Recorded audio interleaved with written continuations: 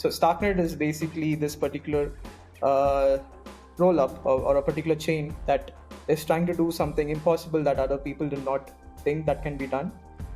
Trying to explain in very simple terms. And Starknet is this particular chain that was built or based on Starks that people thought this could not be done.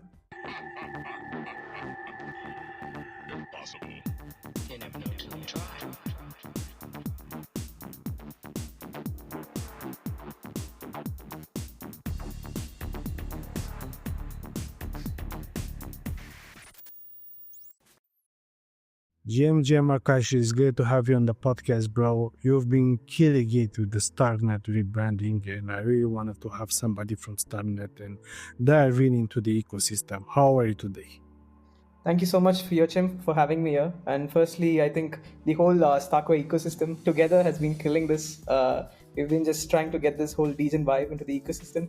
I think we've been talking a lot of tech, a lot about tech. I think it's time that we bring in a bit of degen vibe as well.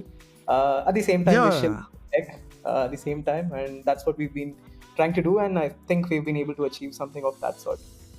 Yeah, and I remember the first time when I heard about Starknet, because as you said, it was like the branding and everything. It was like very corporate, very technical, you really need to have like smart brains to really understand. It was the beginning for ZK proofs, but right now it has this all new degen rebranding, a lot of creators. I've seen all of you guys from the ecosystem are doing video content, and it's very entertaining, and I think that's the way to actually make it into crypto right now.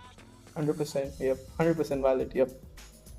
Yeah, but let's start, because this podcast is also about Akash, and I want to know, who was Akash before crypto? Who was he before Starknet?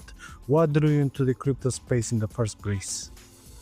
Okay, so I started getting into the crypto space at 2019 end. I think that's when the whole Bitcoin price was leading up to 60K, and was hanging over there. And I was in my college, I was in my first year. I was like, dude, what's happening? Why is everyone talking about Bitcoin, and why is the price even going up so high? And should I even buy in? Of course, I didn't have the money to buy in, but of course, I was just looking into it. So that's how I got to know about Bitcoin, and I was like, okay, this is interesting. Like, let me try looking into what this is and what's driving the price, and why is everyone talking about it. And that's when I started realizing about something called, there was something called the white paper, and I had no idea what white paper was itself. So started looking into Bitcoin white paper, and then I was like, there's something called blockchain. Then I just started looking into all those sort of stuff. I think that's how I started. It was towards the end of 2019, and then I just started slowly getting into like Ethereum and all those sort of stuff. And then I thought I was early, and I was like, okay, dude, this is pretty early. But when I started going through blogs, I started going through a few writings. It looks like people have been already talking about this since 2013, and I was like, dude, I'm too late. But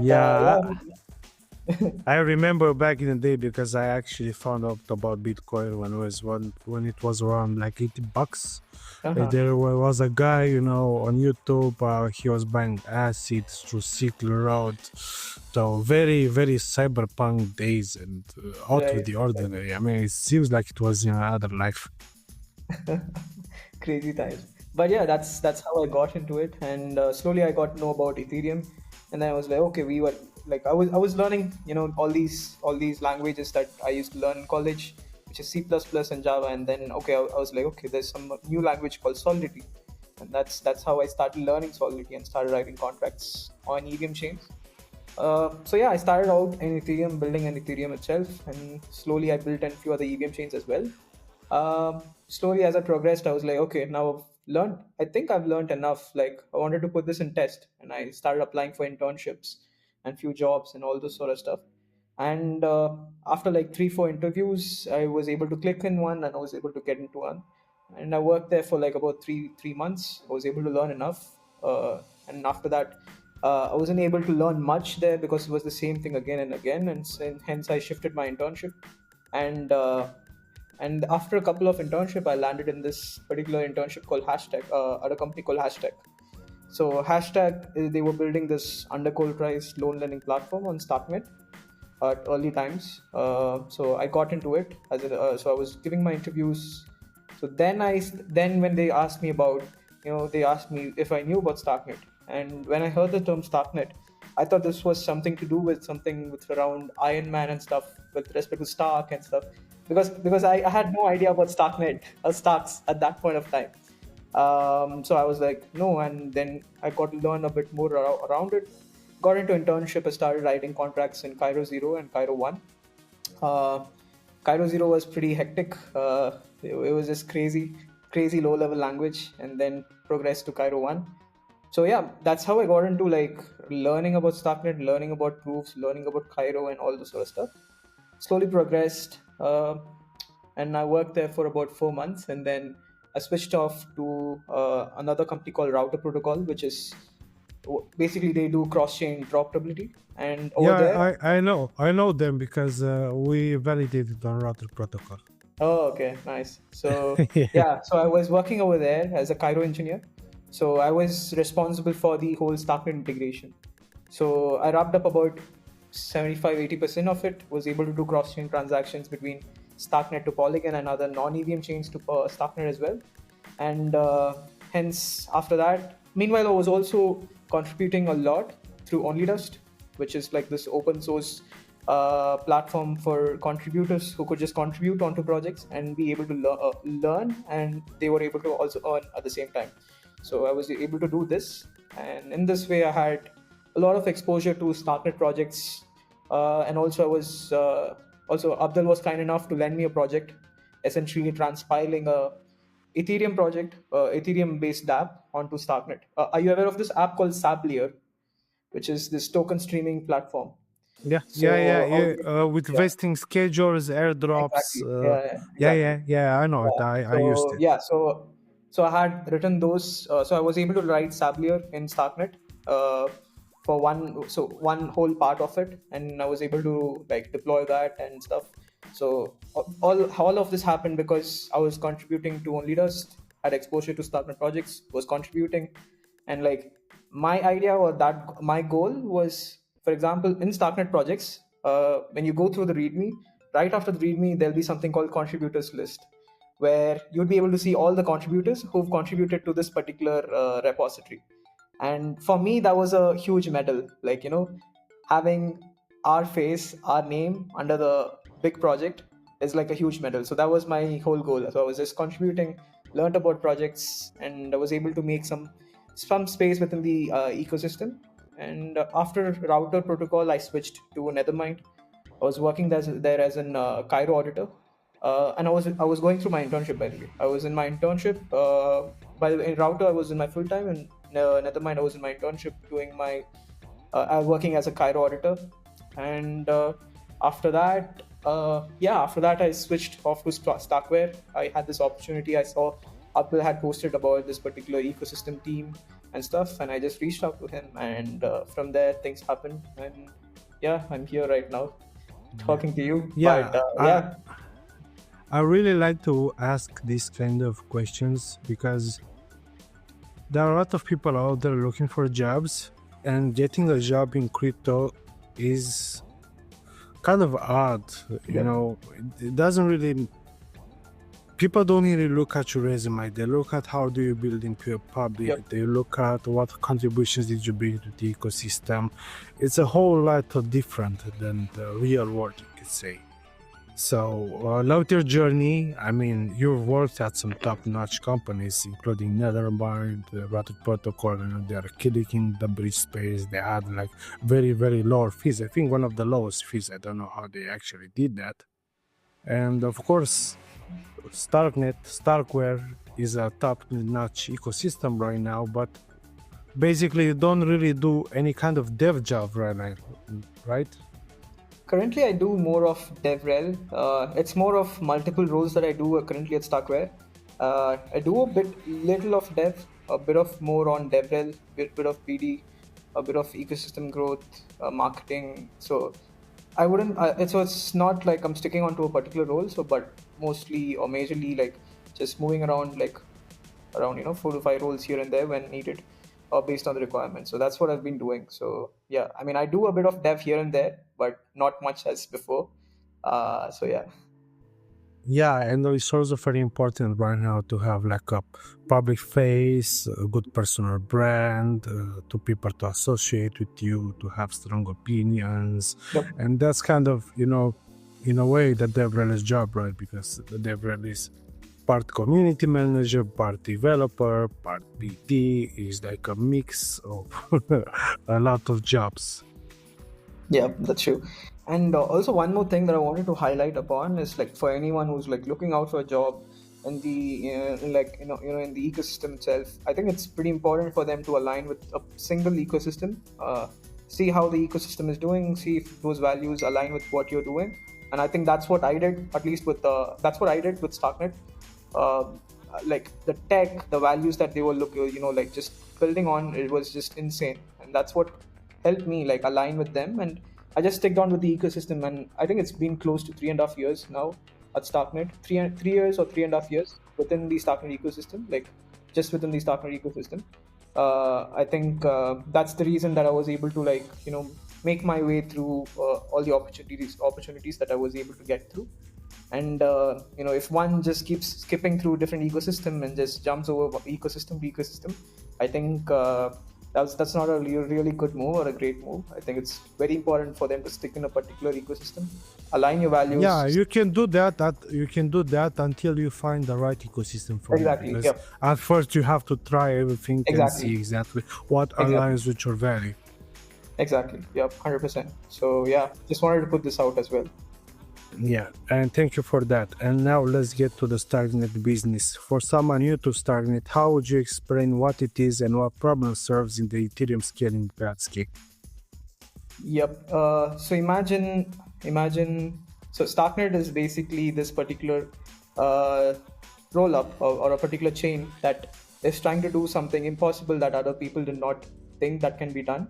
Trying to explain in very simple terms. And so yeah, Starknet is this particular chain that was built or based on Starks that people thought this could not be done, and that's what Starknet is all about and has been evolved into. And they're being able to scale Ethereum in such a way that, imagine, instead of you re-executing your transactions or the validators re-executing all the transactions, here you just execute the transaction and share a particular single proof, and the validators are able to verify all the proofs at the same time rather than re-executing all the transactions. So it becomes much easier in terms of complexity.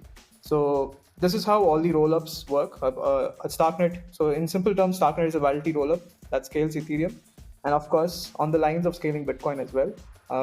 So yeah.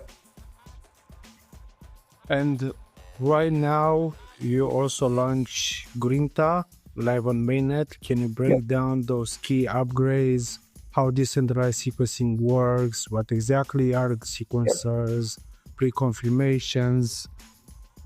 Makes sense. So Grinta is basically, so essentially this was another upgrade that we had put in, and this was like 0.14.0, but we can't just put it out that way. So we needed to rename it into something that is meaningful. Grinta means grit, determination, and I think that's what the whole ecosystem is all about. And so that was all around with what Grinta was. And what Grinta, the whole upgrade brought in was four major things. One was decentralized sequencing, pre-confirmations, faster block times, and fee market. So right now, Starknet is the only ZK rollup that is decentralized, where there are about 3 independent sequences in consensus, making decentralized block production right now. And about pre-confirmations, like now users get sub-second pre-confirmations, like and this hugely improvises the whole UX for the users, which already Starknet's UX was really insane, and this just puts a cherry on top. And block times, previously the block times was 6 seconds, now it's around 2 seconds. Again, makes the chain feel much less snappy. And in terms of fee market, we've brought this whole dynamic fee adjustment, which makes fee rates much more predictable. And yeah, so these were like the 4 main upgrades that brought in through Grinta. But how would you explain zero knowledge to somebody who's new to crypto? zero knowledge to someone who's new to crypto. Imagine, for example, imagine there are two people, right, and they know a certain information, and both wants to validate that this particular information is right, but they don't want to share it right away because that just kills the whole process, because they could just say no, that was my answer as well. But what if you could prove and verify that both of this was same? Imagine this but as like a black box, where this black box can be like a verifier, and you just put this information into this black box, and the black box verifies if this was actually true. So essentially, not both the people are sharing the information, both do not know what the information is itself, but they're able to prove that they know the information, right? So that's how I would put the whole zero knowledge itself. But and on top of this, the huge differentiation. So there are two types of proving system. One is the Stark proofs and Snark proofs. So Stark is what Starknet is based out, and Stark proofs was invented by our co-founder Eli Ben-Sisson. So the huge difference between Stark proofs and Snark proofs is that for Snark proofs, you need a trusted entity. You needed a trusted entity or a trusted verifier to verify that this data is actually right. But for Stark proofs, you don't need any trusted entity. So you don't need the verifier to know that this information about this particular information. So you don't need like the verifier to be trusted. So you can just verify your data. So that's like the huge main difference in terms of this whole proving systems, which is Stark and Snarks as well. So this is how I would put it out in order to explain it to any new user on the ecosystem, or anyone who has no idea about what ZK is. Yeah, it's pretty new. I mean, I remember the first time I heard about zero knowledge was around Dev Connecting Istanbul, so that was like 2023, something like that. I think that was a year where everybody talked about zero knowledge. And I think everyone's been talking about ZK right now, and its ZK has been a bit fancy, but Starknet has been talking about ZK since 2021, 2022, and has been still here, still pushing boundaries like none other. And yeah. But tell me a little bit about the provers, because you launched the S2 Prover that is much faster, 100x faster. It enables client-side proving. Why is this a game changer for builders especially? Right. So currently we have something called the Stone Prover. Stone Prover is the current prover that we have in place in our architecture. Stone is like the first prover, and the now new successor would be basically Stu. So while comparing like the Stone Prover and Stu Prover side by side, the performance boost was about 1000x while compared to Stone. So essentially, like Stu is 1000x much performant than Stone Prover itself. So this is like the huge differentiation, and so Stu is like the new prover that we've got, which is 100x faster than SP1, and also it enables client-side proving on your laptop, phone, and any daily devices as well. This is possible currently. And so what does this show? Okay, so what does this actually mean to users? So this means like you'd be able to do a lot of fully private actions, being able to bring in like more of ZK email, bring proof of play of gaming. So also it reduces down the proving costs by a lot, and hence also means much cheaper transactions for everyone. So yeah, these are like main things, and it just brings ZK proving to daily users, daily devices much more accessible, rather than running on big machines. Yeah. And Kakarot has been doing something pretty crazy as well. They've been working pretty closely on the whole mobile proving as well, and recently they also put out a campaign as well. It was pretty insane. But we both know that Bitcoin is king, and you introduced Bitcoin staking into Starknet. How does that change the validator economics? How does this change the game?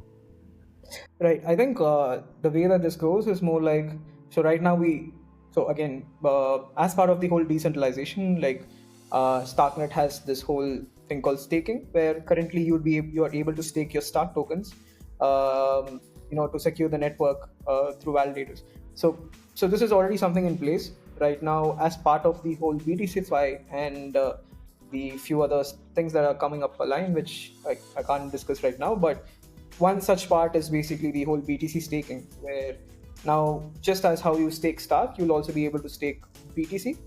And on top of this stake BTC, you'd be able to earn like yields in the form of Stark tokens, and you're also being able to secure the network through this way. So it's a form of securing the network and also being able to earn yield on top of your Bitcoin.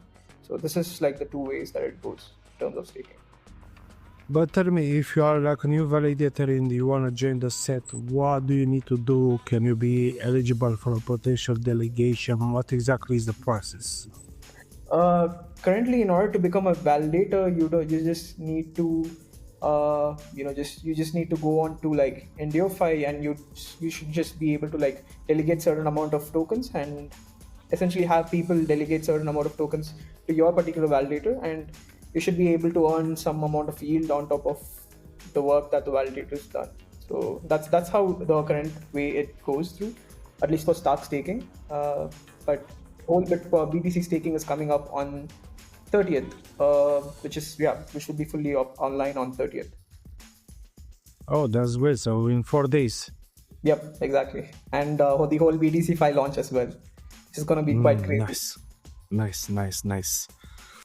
Tell me a little bit about the ecosystem, because we both know that a chain without its ecosystem is nothing. You could say right now that Starknet has become a hub for on-chain gaming with projects like Realms, Pisters, Gibsons, Fate. Why do you think gaming is a strong PMF? I mean, chains usually kind of focus on one thing. Maybe some are more focused on stable coins, maybe some of them are focused on DeFi. You guys are not focused on gaming. Why is that? Why do you think gaming is important? Right. I think the way that I personally see gaming is because I don't think this is something that you could do in all the chains, and this is something that you could only do on Starknet. So what do I mean by this? Starknet, known for its security, known for its scalability, known for its whole lowest fee and all those sort of stuff. But what does it mean for like games? So right now, the way that games are in other ecosystem is you see Web 2.5 games where you probably might have like these NFTs or coins, and that's pretty much it. And all the other moves and everything is just Web 2, like nothing that's got nothing to do with on chain, and nothing to do with anything with respect to on chain transactions and all those sort of stuff. So you just have the NFT, or you just have few coins, and that's just on chain. But what if I could tell you like where each and every move, each and every character, and each and every stat, and each and every inventory is provable and persistent and on chain. So why does this matter? So for example, me as personally, I've been playing Clash of Clans, not right now, but I used to play Clash of Clans for about close to like 10 to 11 years, right? Now say imagine, Oh. yeah, I was totally. So now imagine Supercell says, the creators of Clash of Clans. Now Supercell says that guys, what we are gonna sunset the game, and that's pretty much it, and that's it. We are all going out. There's no more development, or there's nothing gonna be in place. So what happens to me as the user who's been playing for the past 10, 11 years? What happens to all my data? What happens to all my resources, inventory, all those sort of stuff, right? But when you have something like this on chain, for example, the way that I see Realms Eternum is something similar to what I would say like Clash of Clans is. Like it's not exactly like that, but I just compare it like in that way. So imagine even if the developers say, okay, we're shutting this game down, the contracts are still there, you're able to like have your whole inventory, everything's on chain, you're able to sell it, you're able to have your progress on chain and all those sort of stuff, and everything is provable as well. So, and this is something not that's possible on any of the chain, because being able to do each and every movement on chain, and as a transaction itself, it needs a lot of computation, it needs a lot of like a lot of stuffs into that. So that's only possible on Starknet because of the whole scalability aspect and the whole fees aspect and a few other nuances as well. Yeah. And if I'm a builder today, I want to build anything on Starknet. Who should I contact? Where should I begin? What are the next steps? So there are like two ways. One is you can just contact us, anyone from Starkware or Foundation. You can just DM us. We're always open to DMs, and we'd be more than happy to get you involved in relevant groups. So that's one. The other way is the most recommended way, which is essentially Starknet Foundation has this thing called Starknet Basecamp. So the Basecamp is essentially 6 weeks program where they teach you everything about, like literally from basics, and everything about Starknet, everything about coding in Cairo, building projects, building games, building privacy preserving apps, everything. Literally, anything that you can do on Starknet, they teach you in those 6 weeks. And from there, you basically, you graduate, and then you are able to, be funneled to projects or, few other relevant stuffs as an individual performance through the whole Basecamp. So this is like the two way that I see. Uh, but yeah, I think both the ways, more than happy to get anyone involved. We're more than happy to get anyone involved and more than happy to support anyone. And I think How Basecamp, many Cairo? How yeah. many Cairo devs do you think there are in the space right now? If I'm not wrong, from the Electrical Capital report that I saw, I think there were more than about 1,400 Cairo developers. Maybe I might be saying a bit less, but from what I saw lastly, I think it was around 1,500, 600 developers, Cairo developers. Uh, from what I know, maybe I might be wrong, but there might be quite a lot more. But yeah, and also 1,500 or 600 is not, it's not less, it's quite a lot of developers. And these developers that I mentioned are essentially like those developers who have been pushing code or been working in the ecosystem for like about 6 months continuously, or like just having like 6 months within the ecosystem itself. So that's what I mean by these 1,600 developers. But yeah, I think the developer rate is pretty it's going pretty high. And right now we're more focused towards founder centric personas. There are a lot of developers, but now we're looking more around founder specific personas who could build a good startup around Starknet itself and scale up from there. Yeah. You mentioned Basecamp earlier. I wanted to ask you this, but I also wanted to keep the question of the Cairo devs. What are the biggest takeaways from Basecamp? I mean, what did you actually learn? What did people learn from there? How did they evolve by going to the Basecamp? Right. So the way that I've seen things have been going on, or also from few people's personal experiences, is essentially you as a dev, you have no idea about what Cairo is. You have no idea about what the Solidity is as well. You come in, you're able to learn about Starknet and what Ethereum is at the basis, because you need to know a bit of Ethereum so that you could explain how Starknet is and why Starknet is even existing as an L2, right? So you'd be able to learn that, learn all the basics, learn. So the way that it goes is that you'd be able to learn from beginner to intermediate or near to advanced. So that's how it goes. And right from there, people graduate or people learn enough and they start building in public. And also they're also funneled to these hackathons followed up right after Basecamp. They also have these hackathons as a follow-up, so that these builders that have been in the Basecamp are now working on the hackathons as well, so that they could build based on what they've learned in the Basecamp as well. So right now we've got something called the Starknet Reignite Hackathon going on right now, which started on September 15th and will be going around until October 15th. So yeah, this is running about for a month. And yeah, I think pretty nice projects coming out there. And we've clearly mentioned what do we need as an ecosystem, the type of apps, the type of narratives that we're looking out for, the type of apps, and all the ideas. It's pretty much given out. So this gives them a much better idea in terms of how could they improvise on top of that and build in within the ecosystem. And from there, if projects looks good, they would then be funneled to something called the seed grant, which is again by the foundation, which is basically the $25,000 where they might have built their projects where it could be of an MVP stage in the hackathons. Now, to develop this from an MVP to a bigger project, this particular $25,000 grant would help in kick in and help them scale this much better. Thank you for that. And I want to ask you something about the foundation. I know you work at Starkware, but I wanted to ask you a little bit about the grants. Yeah, Is for there sure. something that you can tell me? I mean, I know you Yeah, for guys sure. offer grants about innovation, ecosystem integrations, content and creators. How do those programs fit together? Which one is driving the most traction so far? Right. So in terms of grants, from the foundation side, they've got the seed grants. The seed grants is essentially the $25,000 which I was talking about, which is based on milestone. You have Facebook, too, and that's how the seed grant goes about. And then you have something. Then you have another grant, which is after the whole seed grant. Once you've accomplished certain KPIs, accomplished certain milestones, and all those sort of stuff. Once you're able to make good impact based on few KPIs that the foundation was looking out for, then they reach out to you with higher grants. So these higher grants, they vary anywhere between like $25,000 to 1 million. So these are like the two particular grant systems that the foundation has. And from Starkware side, we do run something called the WPL program, which is the whole Wolfpack League program, where we've been running this for close to 1.5 year right now.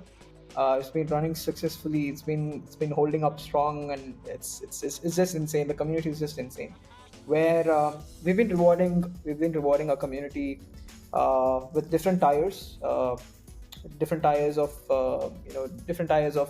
wolves. That's how we put it in our particular Wolfpack league. So we have different tires of wolves. Starting off, you need to have certain amount of points in order to achieve that particular tire. Where for the starting tire, I think, if I'm not wrong, you should achieve like about 350, 400 points, and you'd be able to like earn about how much is it? $500, close to $500 on the first tire, and the last tire is somewhere around $9,000 based on your points. So the way that it works is we have this particular point system based on your impact in the ecosystem. For how long have you been staying? After a certain amount of duration, based on your impact and how well you've been doing in the ecosystem, we then reach out to you personally, and then we be like, hey, dude, pretty awesome stuff. We'd love to have you in the WPL program, and here's how things goes. And then you start off with the first tire. So there are 13 different tires, and each tire has its own point threshold. And as you do well in the ecosystem, this could be like about content, this could be about just putting out TikTok videos, just contributing to the ecosystem in any possible way. Even if you're a developer, content creator, or just blogger, or just shit poster, anything doesn't matter. All your contributions will be taken into account, and based on that, you will be allotted amount of points. And so we have these 13 tires. Each tire has its own points threshold. In each points threshold has its own pricings, like incentive or rewards as well. So that's how it goes. So the first one starts around with $500, and the last one goes up to like 9,000, close to $9,000. So this is how the whole tire system works, and we have been running this for about 1.5 years. It's going pretty amazing, and the whole community is loving it. And yeah, it's going pretty awesome so far. So, if you are a creator, you still have to go to the tire system, right? Yeah, exactly. Yep. Yeah, and what I understand from what you're telling me, which is a trend, is actually you are looking for TikTok creators also. Yep. So that's something that we are also looking out for app specific campaigns and all this sort of stuff, because not every application, not every tab would be able to follow a certain particular trend. For example, not an infra project would help a TikTok. Like a TikTok video would not help out an infra project, right? It needs to be a consumer app. Yeah, exactly. So based on each project, we have few requirements, and based on that, things goes. But for WPL specific, we look into like people who've been in the ecosystem for like 3 months, 2 to 3 months, and based on their performance, then we try onboarding, and then the whole tire system starts off. So if let's say let's say I'm a creator and I'm interested in starting out in the Starknet, I can start doing like some overviews on TikTok for the consumer apps. I can post like some cuts from this podcast on TikTok, which I actually started to do. Actually, I wasn't a fan of TikTok, but I mean it's a necessity right now. What are the next steps? I mean, at some point in time, I imagine you're already familiarized with the ecosystem. You've done a bunch of content. Do you need to go to the website, like submit a form? What are the next steps?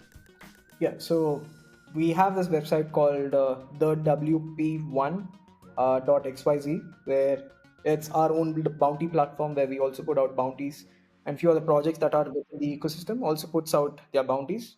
And people, anyone from the ecosystem or away from the ecosystem can take part in the bounty and can make content. So that's like one. And then there's also another option of where there's an option of called WPL program, and you could just go on over it and then apply over it over there. And as I said, like based on like 2 months or 3 months performance of each user and like how well they have been able to contribute to the ecosystem, we just reach out to them personally and then we try onboarding them. So that's how it goes through.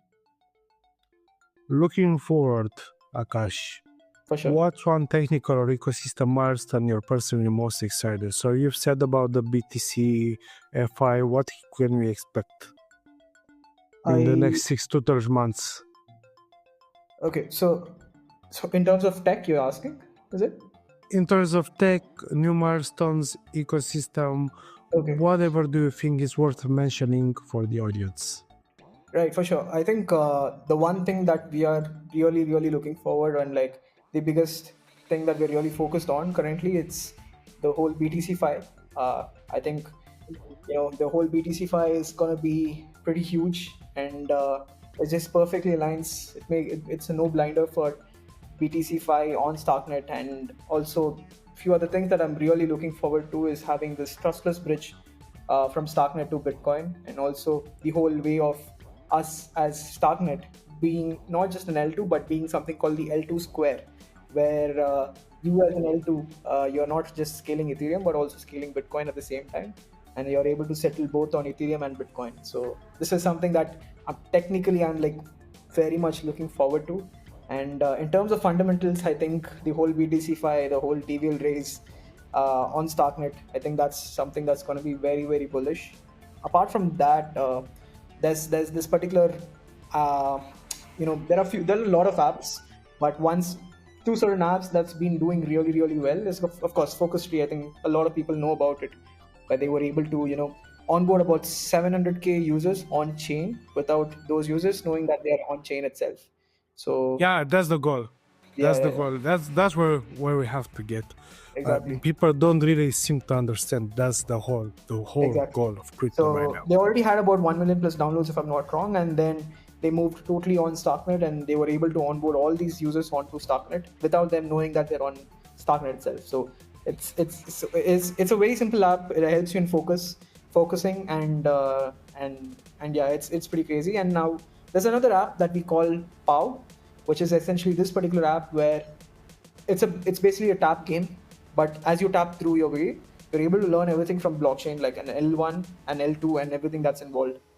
So it's a very simple tap game, and you're able to learn your way through about everything with respect to L1, L2, Starknet specific, architectural specific, and all those sort of stuff. And we've been giving out rewards as you progress as well. So that's something that we have been like doing really, really well, and it's been super amazing in the ecosystem. Speaking about BTC Fi, who is your target? Is it institutions or retail? It's both the institution and retail. I think this is something that I don't think I can say right now. I think probably I would have to save this up after 30th of September. So no worries. Sure. Yeah, I mean, I'm really looking forward to the L Square. Now I want to ask you like some personal questions and personal insights and advice, because you've had like a wonderful career. What's been the hardest lesson you've learned working in crypto? I think one of the hardest lesson, I think there's never a point that you know everything. There's always a day that you have to learn something new, and it always keeps popping up, and there's never a time that you can stop hustling. And I think that's something that really that's something I really love as well. I love hustling and learning stuffs, and I'm just very happy that I've been able to get into the whole crypto space and been able to learn and hustle my way through. I think the hardest lesson is, I wouldn't say hardest lesson, I think it was more of like a nice thing to have new things to learn every time, and you just keep your whole life exciting all the way through.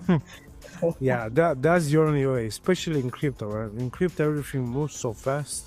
I mean, if you go into vacation and you don't have your Twitter or Discord or Telegram, or uh, 1 week without staying connected is like you miss 6 months. Yeah. This is crazy. Yeah. True. What's one piece of advice you give to someone who wants to start building into Starknet ecosystem or just hop into the rabbit hole of crypto? Right. I think this. I think I might just reiterate. I think firstly you gotta know, like, if you're building on crypto, like, you need to know what's the reason that you're building in crypto. You can't just be jumping in from web 2 to web 3 just because a lot of people have been talking about, or it's just because a lot of stuff has been happening. You need to know the reason why you're gonna hop into from web 2 to web 3. Once you've hopped into web 3, you need to go through all the ecosystems. You need to go through all the techs, learn what's like what's relevant and what's true. Because right now, if you look into Twitter, there, there's a lot of content that seems very, very realistic, but it is actually fake as well. So you got to know And a how lot to, of noise. yeah, and there's a lot of noise. So you need to know how to separate yourself from the noise and be able to, like, being able to learn, no, quantity, like, very quality specific more than quantity specific. So yeah, I think that's one major thing. And yeah, I think just ensure that if you're building in a particular ecosystem, does that correspond with your values? Does that help your application in any way? And how would this look like for your particular application? For example, if I'm not going to name anyone, but imagine a particular chain is doing well now, is burning a lot of money and all this sort of stuff, and one day they decide to shut down. And there are a few instances of those chain where the chain just shuts down, and now the applications are like, dude, wait, what do I do now? So you shouldn't be under that circumstance. And I think, like, Starknet is just, it's the best place to build upon. From my personal experience, I've been here about for like three and a half years, and I wouldn't be here. So if someone's here for so long, there is some reason behind it. And I think Starknet is the, like, most perfect space to build on. And the people at Starknet ecosystem are just hustling every time. And each and every month you see there's some cracked information, like there's some cracked announcement that comes out. And who could have imagined that a particular blockchain could scale both Ethereum and Bitcoin together at the same time? So these are like few cracked stuff, some out of the box stuff that people are stuck with think. And I think this could largely affect your application long term, in long term as well. So yeah. You could say 2025 was the year of creators. And we've seen a lot of creators in the Starknet team. Do you think this whole creator meta is just a phase, or are we really entering an era where everybody needs to do top-notch content, written and video to actually stand out? Yeah, I don't think it's just a phase. I think content is king at the end of the day. I think it's here to stay. And right now, I also saw this particular thing that Balaji had also mentioned, where just as founding engineers, there's gonna be this whole thing called founding creators, who are gonna be these creators in your company as from the start, who are gonna be able to talk about your product and be able to reach this into millions. I think it's not something that just one off. It's just not something that's like just one off, but it's here to stay. And I think creators are pretty underrated. And I think anyone who's able to, like, explain certain complicated stuff in a very simple term that anyone can understand, dude, I think that's a pretty huge win. Like, that's huge. I don't think everyone who is building on tech would be able to explain it in a much simpler way and be able to attract much more audience. I think that's where creators come in, and they do a pretty tremendous job. And also, I think right now, with the whole Kaito leaderboard and all this sort of stuff, I just see a lot of people yapping around just for points. But I don't think that's the way to go. But I think founding creators are. I think it's gonna be huge. Yeah, I was listening yesterday on a space. Ethereum gave some grants with Octant, and it was a space with Casey and Abbas Khan, and they were saying like the same thing that you're saying. that right now projects are looking for founding creators, and it's very important to have someone, and you need to find that person if you are not that person today. Yep. And that's why we've seen a lot of new hires, top-notch hires from CT, because projects need those kind of diplomats, spokesperson, people that understand how to talk with people, how to manage an audience. So yeah, I think it's the future too. Yeah, 100%. Yeah. What do you feel about the market right now? Do you feel like this is the top of the bull market? Do you feel it's just the beginning? Do you feel it's just noise? I mean, it's clearly it's a lot different than previous years. Yeah, not sure if I should be talking about this. I don't know if what my legal team would say, but I think things are looking pretty bullish, and also with the whole perp dex narrative, I think things are looking very very bullish with all these perp dexes. And I think just to mention a few sleeping giants in our ecosystem, I think it's Extended and Paradox. I think those both are like pretty huge sleeping giants. I think those guys are gonna be doing pretty massive stuff, and I think everyone should actually look into them. And yeah, I think looking at the things, I just see it's the whole market dumping. I think it's just more of a short term. I think things are going to be very bullish and bullish specifically for us as well. But yeah, that's my take. Yeah. Either way, we don't have any choice. You're stuck into this crypto space, so dump or pump, we're still here, mate. Do you have like some favorite books, papers, something that really inspired how you think and how you act today as a leader into this industry? I mean, I don't have any favorite books. I mostly just hear podcasts. I just hear podcasts. Oh, Or favorite podcast. What's your favorite podcast? I think like a few months ago, I think was Bankless. I think those guys were doing some pretty decent job, pretty nice job. And before that, there was another podcast. I just don't remember. There were a couple of them actually. Uh, I can't remember them, but yeah, I think there were like 2 to 3 broadcasts that I usually see, just to ensure that I don't miss out on any updates, or just to know about what others are thinking or what their perspective is and all those sort of stuff. I think it just gives me personally like a good view of how things are going, and like just a new whole perspective. But yeah, I'm not sure. Like I just like more of video content than books. I don't think this should be the way, but I think yeah, this is the way that I've been looking into, and it's pretty nice. I mean, dude, you're doing pretty great, so. Brother Akash, thanks a lot for joining today. I'm For really sure, bullish on My pleasure. everything you guys are doing. And see you soon. For sure. Thank you so much for having me here. It was really nice talking to you. And yeah, looking forward to you doing great things in the ecosystem as well. And yeah, pretty awesome things coming in the ecosystem. And I hope you're all excited. Thank you so much. Yes, sir. Sure. Thank you.